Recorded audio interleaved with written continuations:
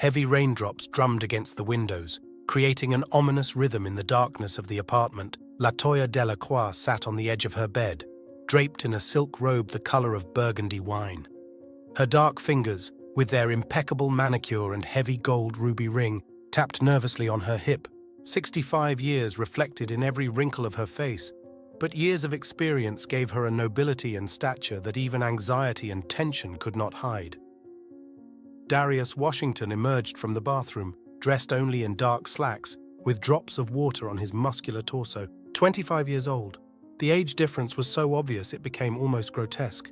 But something in his eyes, something dark and deep, made her forget that those eyes were looking at her now, with a smile that promised everything Latoya had already dreamed of for the past 10 years of loneliness. "You look worried, Latoya." His voice was low, with a huskiness that resonated somewhere deep inside her. "There's a hearing on your case tomorrow, Darius. I can't just put it out of my mind." She turned away, staring at the rain outside the window. "What we're doing? It's wrong." Darius came up behind her, placing his hands on her shoulders. She felt the warmth of his fingers even through the fabric of her robe. "What is between us is the only real thing in this rotten world," he whispered. "I'm innocent, and you know it. You're the only one who can prove it." Latoya closed her eyes. Yes, the case file was ambiguous. Armed robbery of a small store on Chicago's South Side witness testimony was contradictory. The surveillance footage was grainy, the robber's face blurry.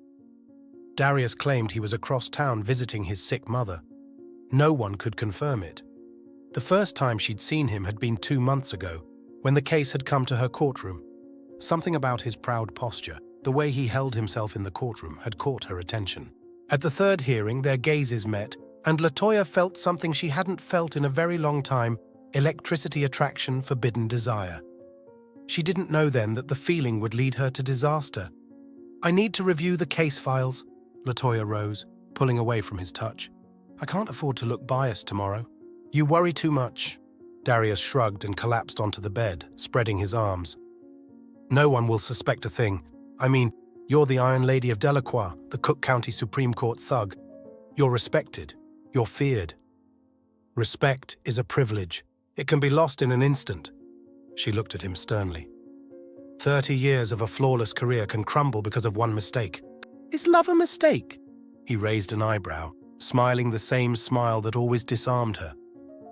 Latoya turned away, walking to the window. Besides age, everything separated them: education, status, background. She was the daughter of a literature professor and a doctor, raised in a privileged Chicago neighborhood, a graduate of Yale Law School. He, raised in Englewood, one of the city's most dangerous neighborhoods, fatherless, with a mother who worked 3 jobs. Their worlds should never have crossed, but they did cross, in her courtroom. The first time it happened was after the 5th session. Darius spied her in the courthouse parking lot in the twilight of a fall evening. "Your Honor, may I speak with you?" His voice was different. Not brash like in the courtroom, but almost pleading. "Mr. Washington, you know you're not supposed to have contact with me outside of the courtroom." She gripped the file folder tighter. 5 minutes. I know you're hesitant. I can see it in your eyes. You're the only one who's really trying to understand." Something in his gaze made her stop. 5 minutes. At the cafe across the street. 5 minutes turned into an hour. An hour turned into dinner at a small Italian restaurant on the other side of town where no one knew them. After dinner, on an impulse that she couldn't explain even to herself, she offered to continue the conversation at her house. What began as a conversation ended in her bedroom. In the morning, she woke up with a feeling of deep shame and an overwhelming desire to repeat everything again. Thus began their secret liaison, meetings in her Gold Coast apartment overlooking Lake Michigan. Each time she promised herself it would be the last time. Each time she broke the promise. "What are you thinking about?" Darius's voice brought her back to the present. "About how this whole thing started," she turned to him, "and about how it must end." "It will end with my acquittal." He rose from the bed and walked over to her. "And then we can be together, openly." Latoya grinned bitterly. "Darius, be realistic. I'm 40 years older than you. I'm a judge. I'm a what? A criminal? But you yourself believe I'm innocent." "I don't know what I believe more," she whispered. In truth, Latoya wasn't sure of anything. At her 65, she thought she had already lived her life. Her husband had died 10 years ago. The children had grown up and moved to other cities. Her grandchildren visited her twice a year. Work was her only solace until she met Darius. His touch made her feel desirable. His gaze awakened feelings long forgotten in her. He told her things she wanted to hear. That age didn't matter, that she was beautiful, that he had never met a woman like her. She wanted to believe him. Wanted to believe that a young, handsome man could really be attracted to a woman her age. Wanted to believe that he was innocent, that the system she dedicated her life to could have been wrong in his case. "I have to go," Darius began to dress. "My lawyer wants to go over the depositions one more time before the hearing tomorrow." LaToya nodded, feeling both relieved and regretful at the same time. "I'll be objective tomorrow, Darius. I can't just dismiss the evidence." "I know." He reached over and kissed her. "I believe in you, LaToya, and in us."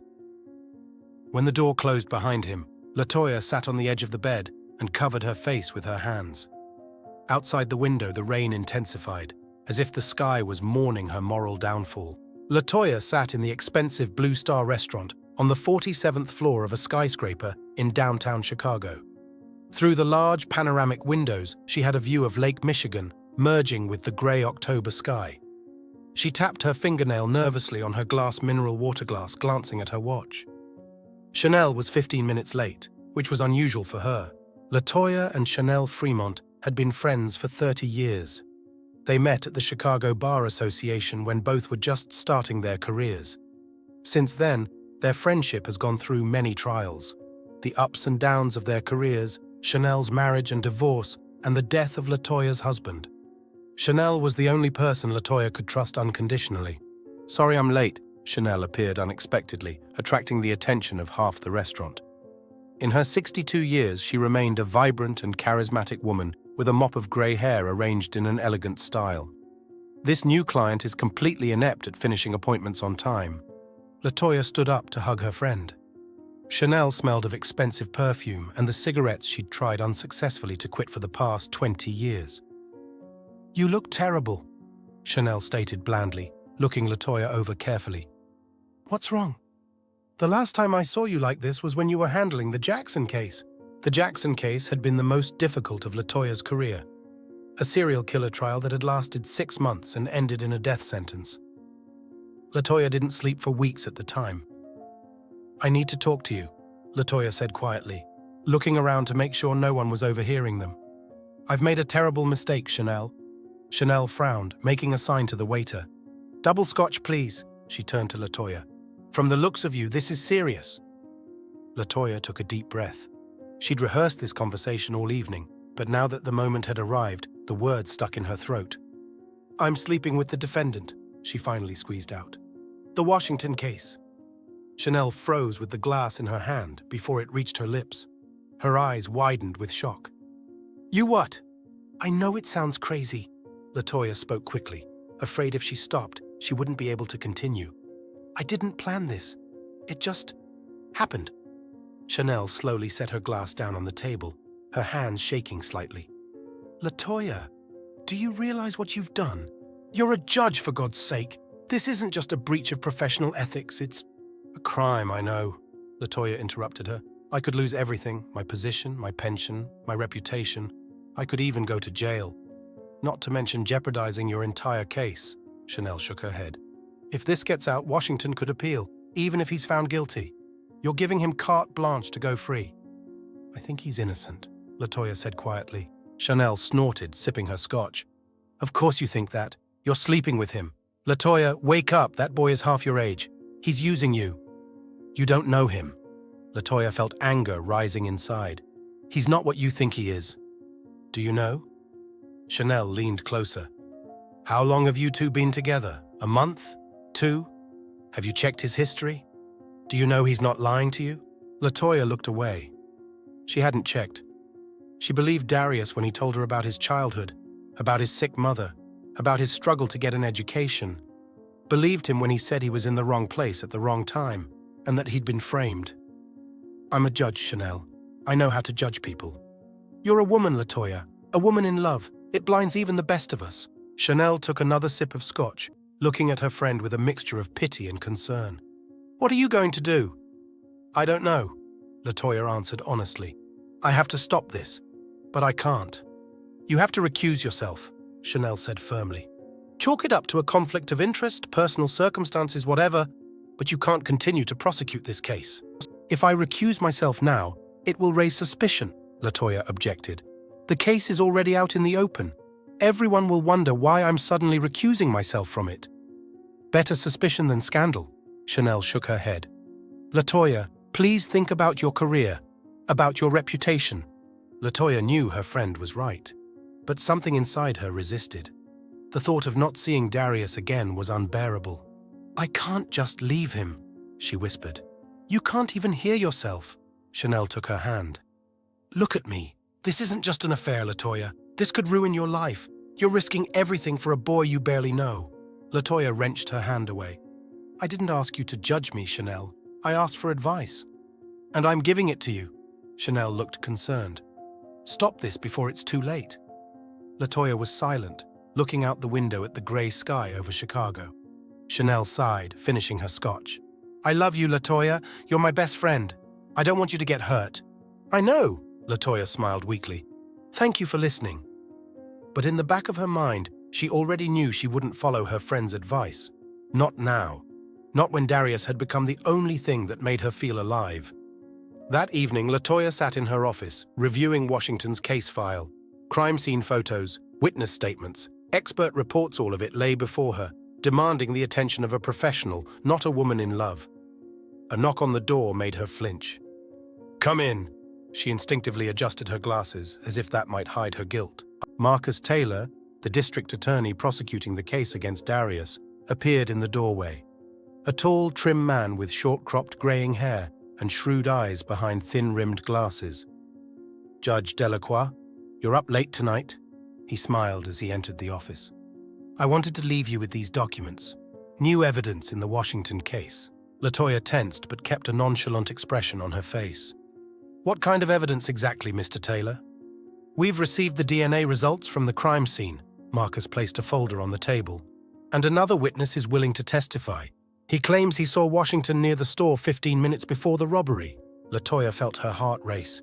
She slowly opened the folder, trying to keep her hands from shaking. "Are you sure of the reliability of this witness?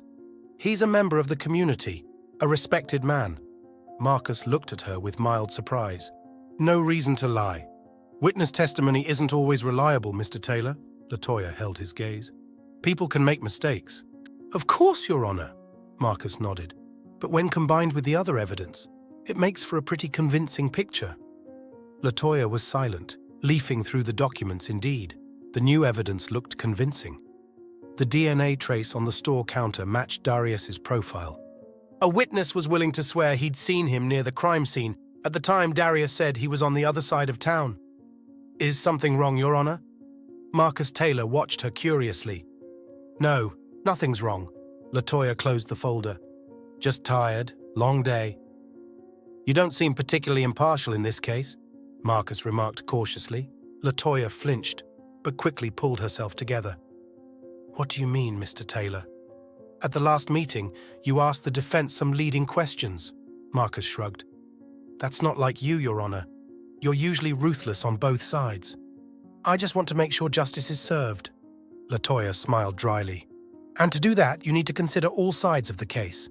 "Of course," Marcus nodded, but there was still doubt in his eyes. "I just wanted to make sure you were okay." "I'm fine, Mr. Taylor. Thank you for your concern." When Marcus left, LaToya leaned back in her chair, closing her eyes. She realized she was starting to lose control of the situation. If even Marcus Taylor noticed her bias, others might notice it too. She had to be more careful, should have remembered who she was and what was at stake. But when her phone vibrated and she saw a message from Darius, "Miss you.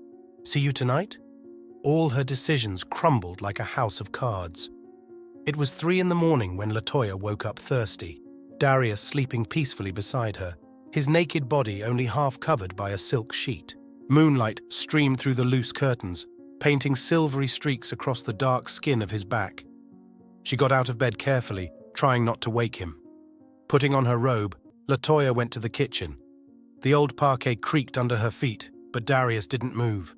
He always slept soundly, like a child, Latoya thought, pouring herself cold water from the carafe. Sip by sip, she stared out the kitchen window at the dimly lit street. The snow that had fallen the day before covered the sidewalks and cars in a thin layer, making winter Chicago look like a Christmas card. Darius's cell phone rang. Latoya flinched in surprise. Who could be calling at 3 a.m? In the hallway, she heard Darius's voice. He was awake. Latoya froze, listening.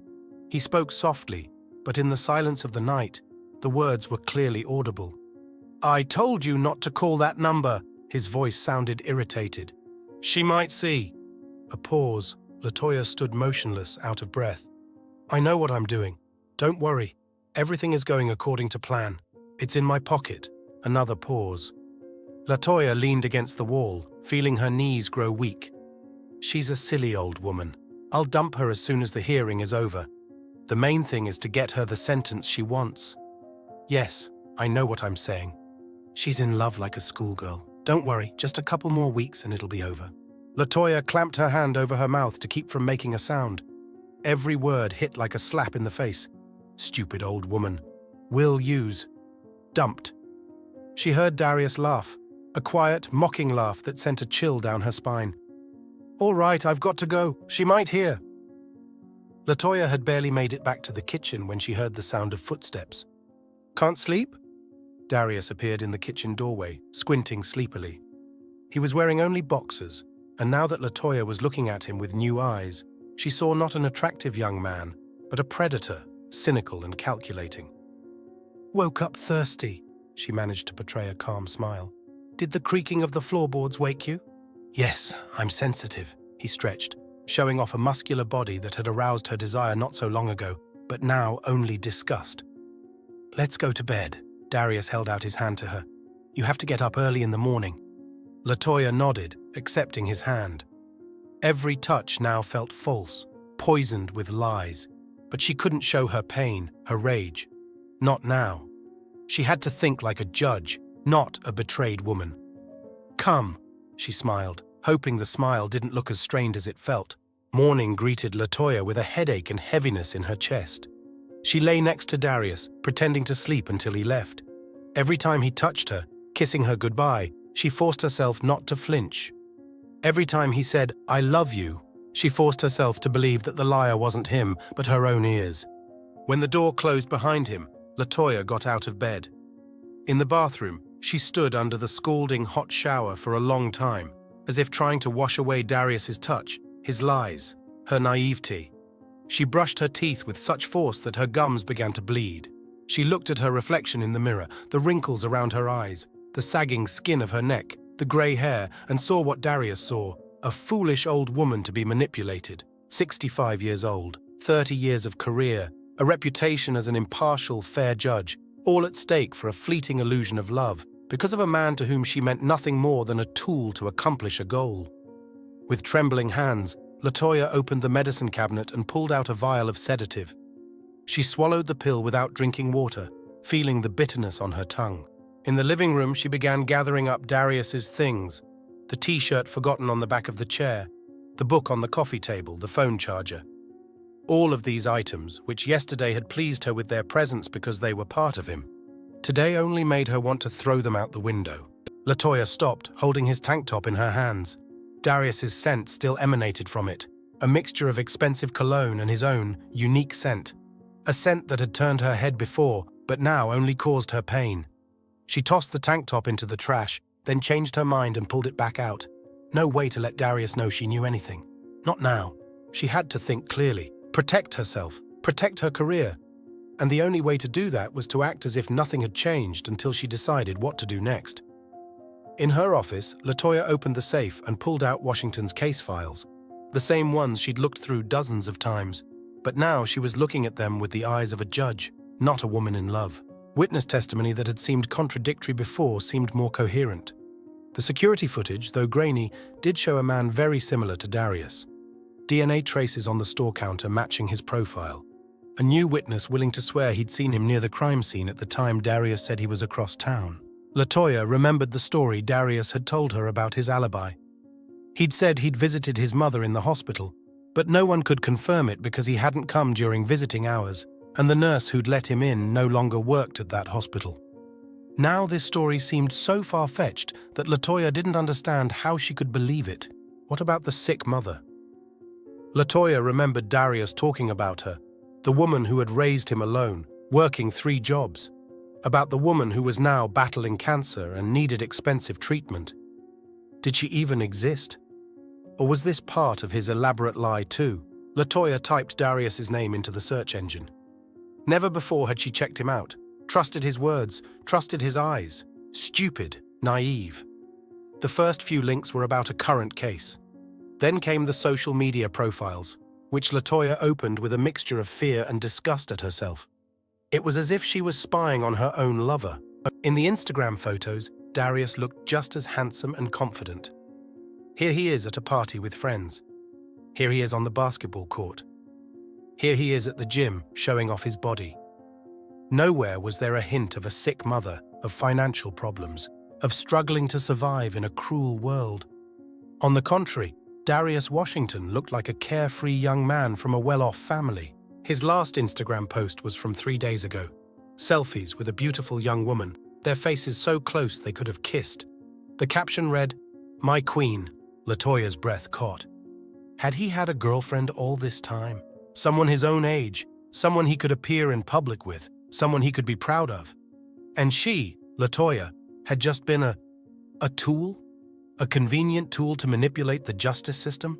She closed the browser, feeling dirty, used, old.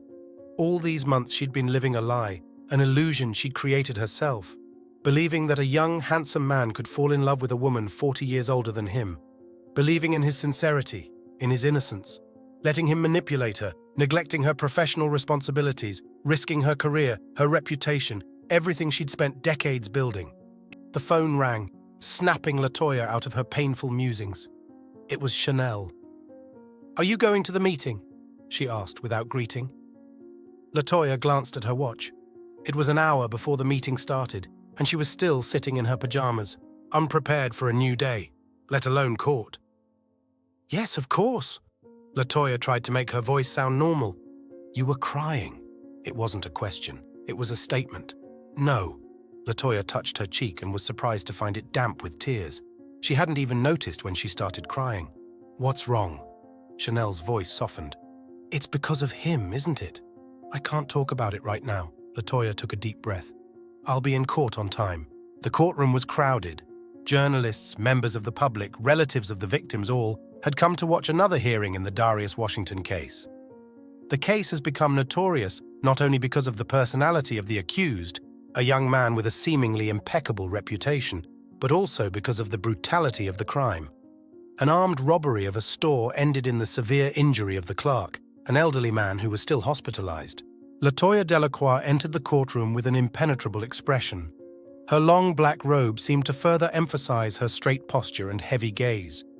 No one present could guess that beneath this mask of professionalism lurked a woman whose heart had been broken and whose trust had been betrayed. "All rise, the court is in session. The Honorable Judge LaToya Delacroix presiding," announced the bailiff. The rustle of clothes, the creak of chairs. LaToya sat down, looked around the room, lingering her gaze on Darius. He sat at the defense table, dressed in a strict navy blue suit, off-white shirt, and modest tie. The perfect image of an innocent young man who had been framed, the image she so desperately wanted to believe in. Continuing the hearing in the state's case against Darius Washington. Her voice sounded flat and cold. "District Attorney, are you ready to present new evidence?" Marcus Taylor rose from his seat. "Yes, Your Honor. The prosecution calls as a witness Leroy Johnson." A tall, middle-aged man in simple work clothes strode to the witness stand. After taking the oath of office, he began his testimony. "Mr. Johnson, tell the court what you saw on the evening of October 15th, Marcus asked. "I was walking home from work. It was about 9 o'clock at night," Leroy said slowly, choosing his words carefully. "I passed Mr. Kim's store. It was about 15 minutes before the robbery. And I saw this young man," he pointed to Darius. "He was standing on the corner, as if he were waiting for someone, and nervous." "Are you sure it was the defendant?" "Absolutely. I got a good look at him under the streetlight. He was wearing a dark hooded jacket, but his face was uncovered. I also thought that such a decent-looking guy looked odd in our neighborhood. LaToya watched Darius carefully. His face remained calm, but she noticed his fingers tapping nervously on the table. The little gesture, which she had previously found endearing, now seemed like a sign of guilt. Darius's attorney, Jermaine Porter, stood up for cross-examination. "Mr. Johnson, you claim to have gotten a good look at my client, but it was 9 o'clock at night, already dark. How can you be so sure?" "Like I said, he was standing under a streetlight, and I have good eyesight." "Had you ever seen my client before this incident?" "No, never." "Then how can you identify with such certainty a man you've only seen for a few seconds in the evening?" "Objection!" Marcus intervened. "The defense is trying to confuse the witness." "Overruled," LaToya said clearly. "Witness, please answer the question." Leroy Johnson straightened up. "I memorized his face because he looked out of place, and then when I saw his picture on the news after his arrest, I recognized him immediately." Jermaine continued his questioning, trying to sow doubt about the accuracy of the witness's testimony. But every time Darius looked at LaToya with a mute plea in his eyes, she looked away. Today she was a judge, not a mistress. Today she sought truth, not vindication. After the testimony of 2 more witnesses and the presentation of the DNA test results, LaToya called a recess. "We'll continue the session in an hour." She banged her gavel and rose. In her office, LaToya removed her robe and sank heavily into her chair. The headache that had plagued her all morning had intensified. She pulled an aspirin tablet from her desk drawer and swallowed it, drinking cold water from a bottle. A knock on the door made her wince. It was her assistant, a young woman named Tiffany. "Your Honor, Mr. Porter, Washington's attorney is here to see you." LaToya tensed. What did he want? "Send him in," she straightened, giving her face an impassive expression. Jermaine Porter entered the office with a concerned look. "Your Honor, I'm sorry to intrude, but I wanted to speak to you informally." "Mr. Porter, you know the rules. I cannot discuss a case with one party in the absence of the other." LaToya looked coldly at the attorney. "I understand, but this isn't about facts. It's about your attitude." Jermaine looked genuinely alarmed. "You've always been known for your objectivity, but today, it's as if you've prejudged my client."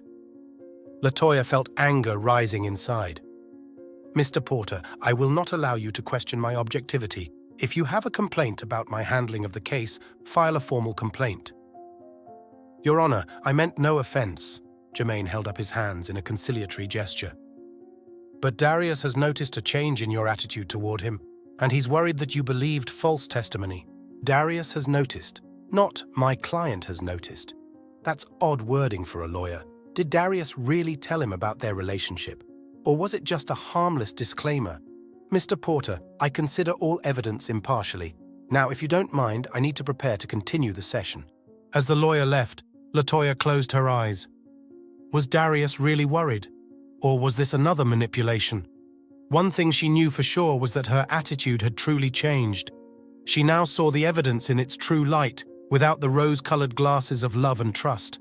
As she returned to the courtroom, LaToya could feel Darius's intense gaze on her. He looked at her with concern and bewilderment, as if he didn't understand what had happened. Why had his charm stopped working? The session continued with the presentation of the latest evidence. Surveillance footage, technical examination of the weapon, forensic testimony.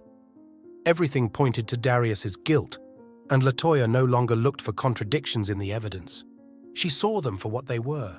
When the hearing was over, LaToya announced, "In light of the new evidence and a comprehensive evaluation of all the circumstances of the case, the court decides to extend the bail measure.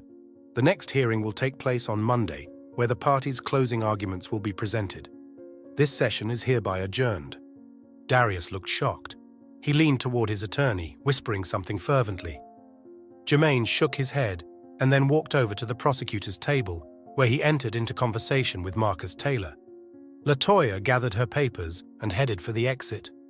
In the hallway, Chanel caught up with her. "What's been going on with you today?" she asked, taking LaToya aside. "You were different."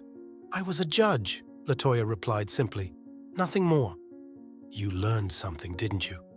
Chanel scrutinized her face. "What did he do?" LaToya felt tears stinging her eyes, but she didn't let them spill. "Not here, Chanel. I'll call you tonight." Chanel squeezed her hand tightly and nodded. Take care of yourself, Latoya. Whatever happens, I'm with you. Latoya smiled gratefully and walked toward her office. She needed to prepare for one more test, her final meeting with Darius. That evening in her apartment, Latoya waited for Darius. She knew he would come. After her attitude in court, after she had practically made it clear that she didn't believe in his innocence, he was bound to show up, to try to regain his power over her, to convince her again. She sat in the living room, staring at the rain outside the window. There were 2 glasses and a bottle of red wine on the coffee table. A fire crackled in the fireplace, giving the illusion of coziness and warmth. Everything was as it usually was when they spent evenings together. Everything except for one thing, her heart. It no longer beat faster at the thought of him. It was cold and hard as stone. The doorbell rang at 8 sharp. Latoya took a deep breath and went to open it. Darius stood on the doorstep, drenched from the rain, with a strained expression on his face. "What's going on, Latoya?" he asked, not waiting for an invitation to enter. "What happened in court today?" "Come in," she stepped back, letting him pass. "This is going to be a long conversation." Darius entered the apartment, removing his wet jacket as he went. His movements were nervous, abrupt, not at all like his usual gracefulness. "You haven't answered my texts all day," he turned to her. "It's like you've become a different person." "I'm not the one who's changed, Darius." Latoya walked past him into the living room. "It's just that I've finally seen the truth." She sat down on the couch and pointed to the chair across from him. Darius slowly lowered himself into it, keeping his eyes on her. "What are you talking about?" "I heard you talking on the phone." Latoya looked him straight in the eye. "Last night, when you thought I was asleep." Darius stiffened, but quickly mastered himself. A look of bewilderment appeared on his face. "What conversation? I don't know what you mean." His voice sounded confused, but his eyes betrayed anxiety. Latoya gave an unfunny chuckle. "Don't continue this game, Darius. I've heard enough. She's a silly old woman. I'll dump her as soon as the hearings are over." Am I quoting correctly? Darius's face changed. The mask of bewilderment slid away, giving way to cold calculation. "And what are you going to do? Accuse me of manipulating you? But you're the one who broke the law by sleeping with the defendant?" Latoya felt a chill of fear run down her spine. Now she saw the real him, not the handsome, gentle lover, but the cold-blooded manipulator. "I'm not afraid of you." Her voice sounded firmer than she felt. "Yes, I made a mistake, letting my feelings cloud my judgment, but it won't happen again." "What exactly won't happen again, Latoya?" Darius pitched forward. "Our meetings, or your attempt to help me?" "Our affair is over," Latoya looked him straight in the eye. "And I will handle your case impartially, as I should have from the beginning." Darius stood up abruptly, his face contorted with anger. "After everything that has happened between us, after all my words, my vows, you're just going to redraw that over some conversation you may have misunderstood?" "Don't insult me further." Latoya stood up as well. "I did get it right. You used me to get away with it. You played on my feelings, on my loneliness, but now I see right through you." Darius took a step toward her, his face softening. "Latoya, please, let's talk calmly. I can explain that conversation."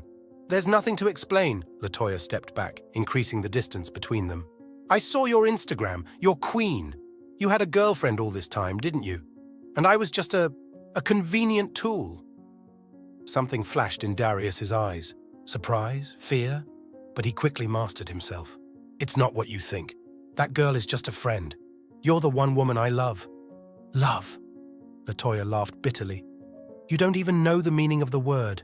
Love is not lies or manipulation." Darius stepped close to her, taking her by the shoulders. "Look me in the eyes and tell me you don't feel anything for me anymore." Latoya looked into his eyes, dark, deep, so beautiful, and saw only calculation in them. "I feel nothing but pity for you," she said quietly. "And I'm asking you to leave." Something changed in his gaze. Something dark and dangerous flashed in the depths of his pupils. "You can't leave me." His fingers dug painfully into her shoulders. "Not now. Not when my future depends on you." "Let go!" Latoya tried to break free. "You're only making things worse." "Worse?" Darius laughed, but there was no mirth in his laughter. "What could be worse than ending up in jail for a crime I didn't commit?" "Stop lying!"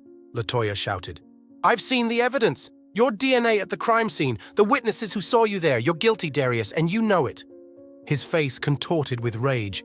In one sharp motion, he shoved her, and LaToya fell to the couch. I'm not going to prison, he muttered through gritted teeth. Not because of you, not because of some stupid salesman who didn't want to give up his money. There it was, the confession. LaToya stared at him, and the last shreds of doubt vanished. So it's true, she rose slowly. You really did commit a robbery. And you thought I was innocent? Darius grinned. You wanted to believe it so badly that you overlooked the obvious evidence. How naive you were, LaToya. He walked over to the coffee table, poured wine into a glass, and drank in a volley. You know what the funny thing is? I didn't even plan on using you. Not in the beginning. But when I saw the way you looked at me in the courtroom, with that kind of hunger, I knew this was my chance. Every word he said was like a blow. LaToya could feel something dying inside her, but outwardly remained calm. Get out of my house. Her voice was quiet but determined. Now. And on Monday, I'll make sure you get the maximum sentence. Darius turned toward her, madness splashing in his eyes. Don't you understand? I can't walk away. Not now. Not when you know the truth. Not now that you're threatening to send me to prison for 20 years. LaToya felt fear, real, primal fear. She crept toward the door. If you don't leave immediately, I'll call the police. And what will you tell them? Darius took a step toward her. That you slept with the defendant. That you violated the law and professional ethics. That you compromised the entire case with your behavior. He was right. She couldn't call the police without jeopardizing her career, her reputation, her entire life. I won't let you blackmail me. LaToya tried to speak firmly, but her voice shook. No matter what you do, I will not change my mind. Darius grabbed an empty glass from the table and clenched it in his hand with force. The glass cracked and sharp shards dug into his palm. Blood dripped onto the carpet, but he didn't seem to notice the pain. You're ruining my life, he whispered. After everything I've done for you, after all the nights I spent with you, pretending I didn't hate touching your old body. LaToya flinched as if slapped. Get out, she pointed at the door. Now! Instead of answering, Darius lunged at her with a shard of glass in his hand. The movement was so swift that LaToya didn't have time to react. She felt a sharp pain in her neck and then warm moisture running down her skin. Darius looked at her with an expression of wild satisfaction as she fell to her knees, clasping the wound with her hand. Blood seeped between her fingers, drenching her white blouse. You left me no choice, he said, watching the life slowly leave her. It was your own fault. LaToya tried to speak, but only wheezing and blood came out of her mouth. She could feel her strength leaving her as the world around her went dark. The last thing she saw was Darius's face. Beautiful, young, distorted with rage. The face of the man she loved. The man who had killed her. Darius stared at LaToya's body spread out on the living room floor. Blood was spreading across the expensive carpet, creating a dark puddle. Her eyes were open but lifeless, staring into the void. Panic began to rise within him. What had he done? He hadn't planned to kill her. He just wanted to scare her, to silence her, to make her continue to help him.